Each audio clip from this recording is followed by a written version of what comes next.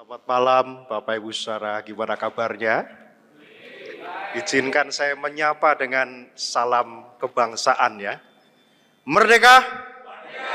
Merdeka! Semua semangat. Bapak Ibu Saudara dikasih Tuhan dan saudara sekalian, mengutip perkataan Pendeta A.A. Yuwangu. Beliau dulu adalah mantan ketua PGI ya.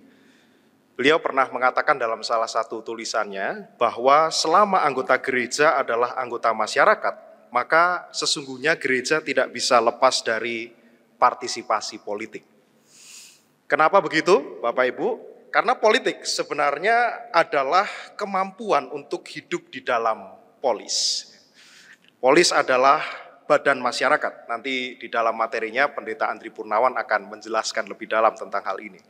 Kecuali kalau gereja mau hidup dalam sebuah kelompok ghetto gitu ya, atau kelompok eksklusif yang sama sekali terpisah dari masyarakat. Tetapi keterpisahan gereja dari masyarakat seperti itu jelas bukan pilihan dan jelas itu bukan merupakan teologi dari gereja itu sendiri. Maka saudara, sejarah dunia mencatat bahwa banyak sekali pemimpin-pemimpin gereja yang bahkan memotori gitu ya, menggerakkan perjuangan politik praktis melawan kekuasaan yang mengancam marwah kemanusiaan. Kalau yang terdekat dengan kita barangkali negara tetangga kita, kalau pernah mendengar nama Kardinal Sin pada waktu beliau menjabat menjadi Uskup Agung di Manila, beliau ikut serta di dalam perjuangan menjatuhkan Presiden Marcos yang ingin berkuasa secara absolut. Kalau agak jauh sedikit, Bapak Ibu Saudara, ini dari tradisi Protestan. Di era Perang Dunia Kedua di Jerman, ada seorang yang namanya Pendeta Dietrich Bonhoeffer, dia malah terlibat juga di dalam konspirasi gitu ya, untuk menggulingkan Hitler dan tentu juga rezim Nazi yang berkuasa pada waktu itu. Katanya lebih baik kalau satu orang yang dieliminasi daripada seluruh dunia ini diliputi dengan peperangan demi peperangan. Nah, saudara, ini menjadi bukti bahwa gereja ternyata bisa berperan juga di dalam perjuangan merestorasi kerusakan-kerusakan politik yang sekali lagi mengancam kesatuan, persatuan, dan tentu juga marwah kemanusiaan itu sendiri.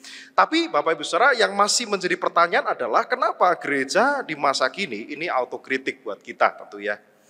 Kenapa gereja di masa kini kadang memilih bersikap apolitis ketika berhadapan dengan isu-isu sosial yang sebetulnya justru menjadi peluang bagi gereja untuk berkarya di tengah-tengahnya.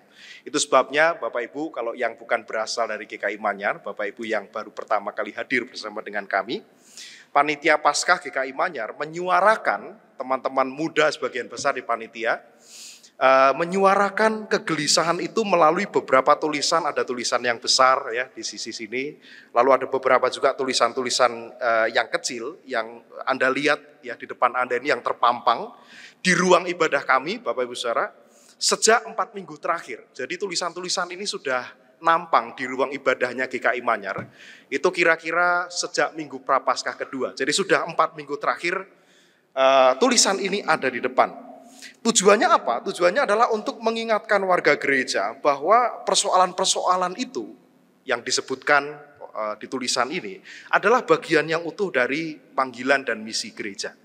Jadi dari minggu Prapaskah 2 sampai minggu Prapaskah 4 kami mengangkat topik tentang gereja dan masyarakat, gereja dan krisis masyarakat, gereja dan kemanusiaan, gereja dan juga pluralitas, keberagaman masyarakat dan lain sebagainya.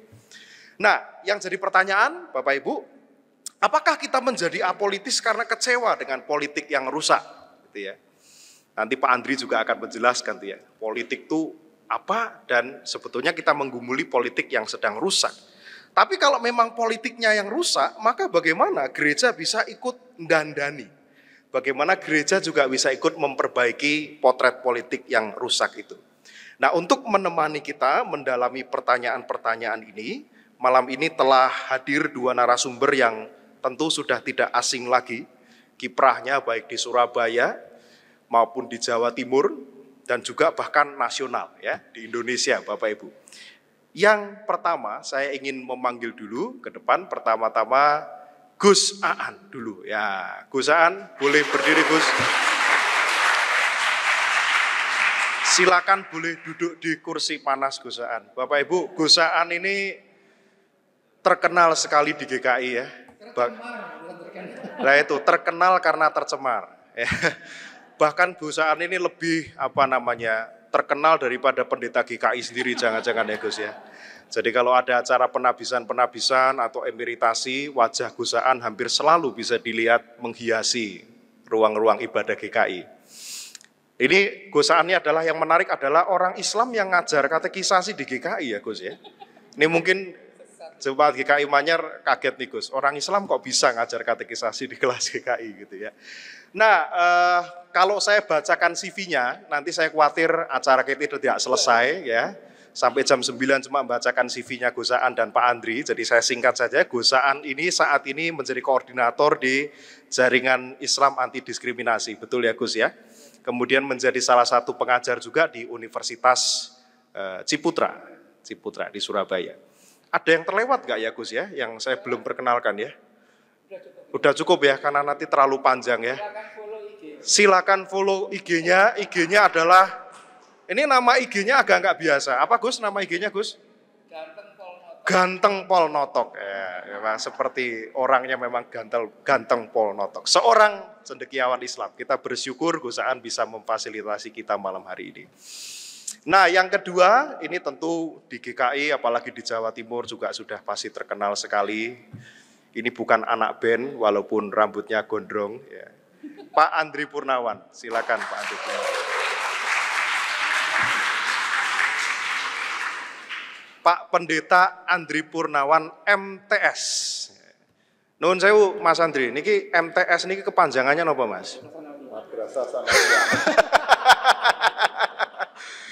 Pak Andri Purnawan saat ini menjabat sebagai Ketua 1 di PGIW Jawa Timur dan beliau juga sekaligus menjadi pendeta GKI, pendeta jemaat di GKI Darmo Satelit ya, Pak Andri ya. Saat ini juga menjadi salah satu personalia di Badan Pekerja Majelis Sinode Wilayah GKI SW Jatim. Apalagi Gus? Tim teaching saya di Ciputra. Tim teaching juga di Ciputra dan salah satu pengajar juga di kelas apa? Mas Andri punya rumah bineka? Oh. Sekolah Kebangsaan, Kebangsaan. Rumah belajar untukmu Indonesiaku. Ya, Pak Andri ini baru saja menyelesaikan studi S2 juga di Boston, di Amerika, untuk bidang teologi publik, betul ya Pak Andri ya. Pak Andri nanti akan memfasilitasi kita juga. Itu saja ya Pak Andri, ada yang terlewat nggak ya? Cukup, saya CV. Sudah punya istri dan punya 2 anak.